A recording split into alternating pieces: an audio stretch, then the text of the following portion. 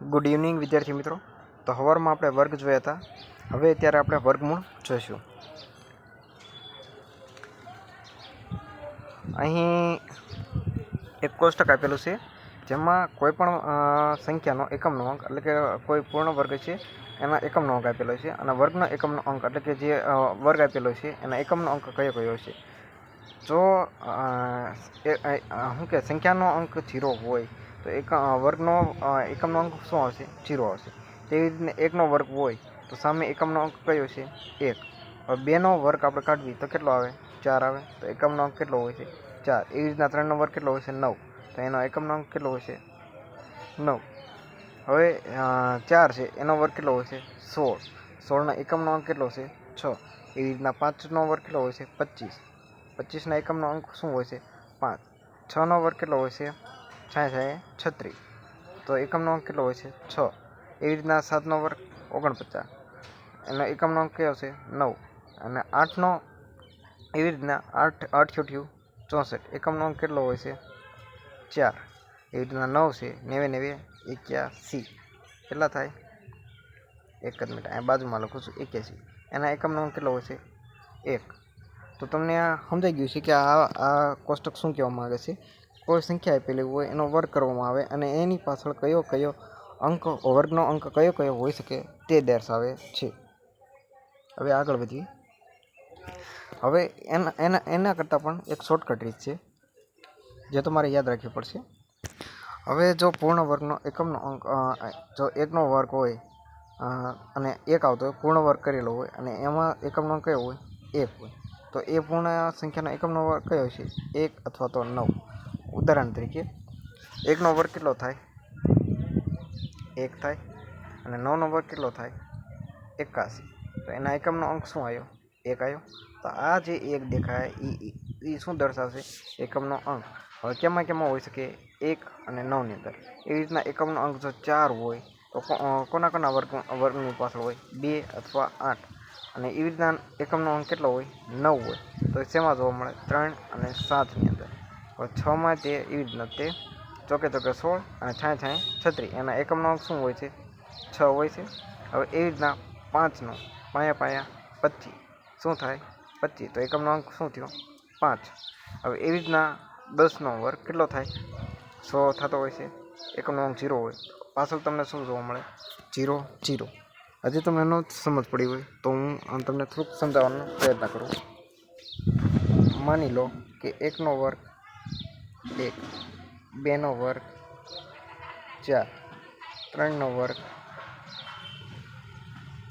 9, 4નો વર્ગ 16, 5નો વર્ગ 25, 6નો વર્ગ 36, 7નો વર્ગ 49, 8નો વર્ગ 64, 9નો વર્ગ 81 અને 10નો વર્ગ 100. હવે તમે અહીંયા જુઓ છો એક કોના ઘડિયામાં આવશે? એક તો 1ના વર્ગમાં આવશે અને બીજા કેમાં આવશે? 9નો. તો એકમનો અંક આ 1 અને કોનામાં હોય છે? 1ના વર્ગમાં હોય છે અને 9ના વર્ગ. એવી જ રીતના 2 કોનામાં હોય છે? 2 નહીં. હવે આવશે 4 નંબર. કેટલા? 4. તો 4 કોનામાં હોય છે? એક તો 2નામાં હોય છે અને એક 8નામાં. 2 અને 8. હવે એવી રીતના 9 કોનામાં જોવા મળે છે? એક તો 3નામાં અને એક 7નામાં. 3 અથવા 7. હવે બીજું છે 6. કોનામાં જોવા મળે? એક તો 4નામાં જોવા મળે અને બીજા કોનામાં જોવા મળે છે? 6ની અંદર. અને 25 જે 5નામાં જોવા મળે અને 10 એટલે કે 0 કેમાં જોવા મળે? 10નો વર્ગ હોય એની અંદર. હવે આની કરતાં એક શોર્ટકટ રીત છે યાદ રાખવાની, એ હું તમને સમજાવું. 9 ને 1 કેટલા થાય? 10. 8 ને 2 10. 7 ને 3 10. 6 ને 4 10.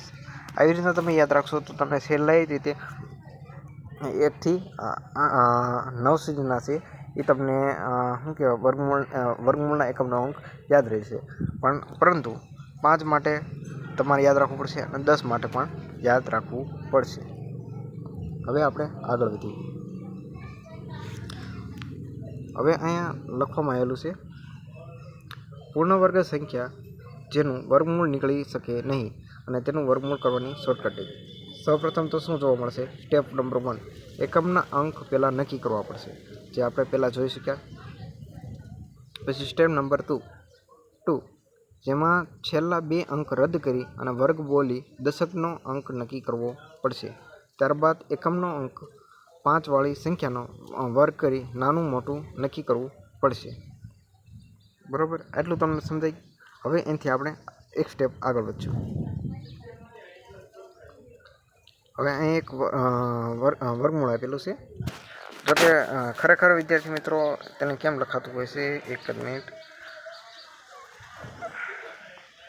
આઈડીના વર્ગમૂળ હોય 15, 21 આ રીતના લખેલું હોય છે. હવે એમાં એમ કીધેલું છે એકમનો અંક 1 છે અને તો તેનો વર્ગમૂળનો એકમનો અંક કયો હોય છે કે 1 અથવા 9. આ તો આપણે ઓલા કોષ્ટકમાં જોયું હતું એ જ પ્રમાણે છે. હવે સ્ટેપ નંબર 2, જેમાં પૂર્ણ વર્ગ સંખ્યાને 2 અંક રદ કરવા, એટલે કે 23 ને અહીંયા 21 આવશે. કેટલા? 21. આ 21ને ધ્યાનમાં ન લેવા. ત્યારબાદ 15, અહીં કેટલા આવશે? 21 યાદ રાખજો.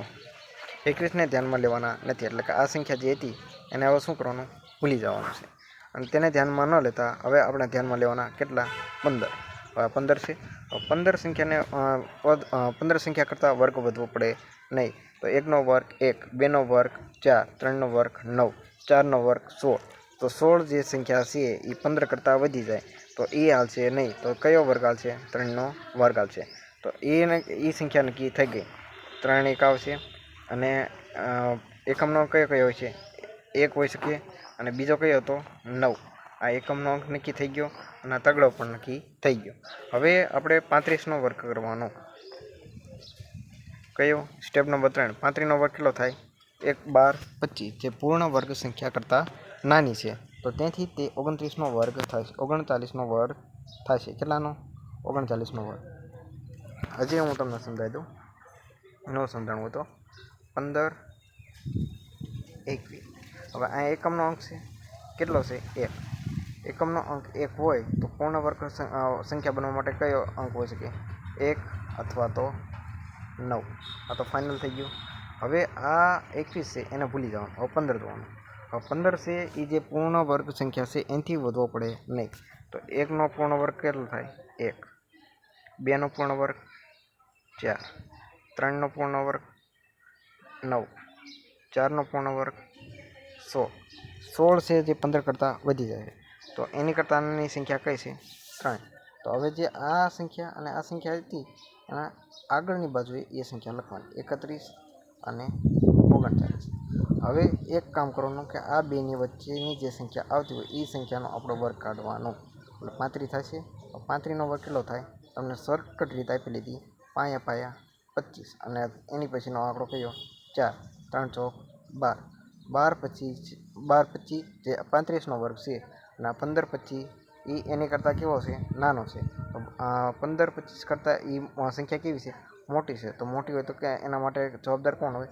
39. જે આ મોટી સંખ્યા આપણને મળી એ પૂર્ણ વર્ગ સંખ્યા કોની છે? 39નો વર્ગ કેટલો થાય છે?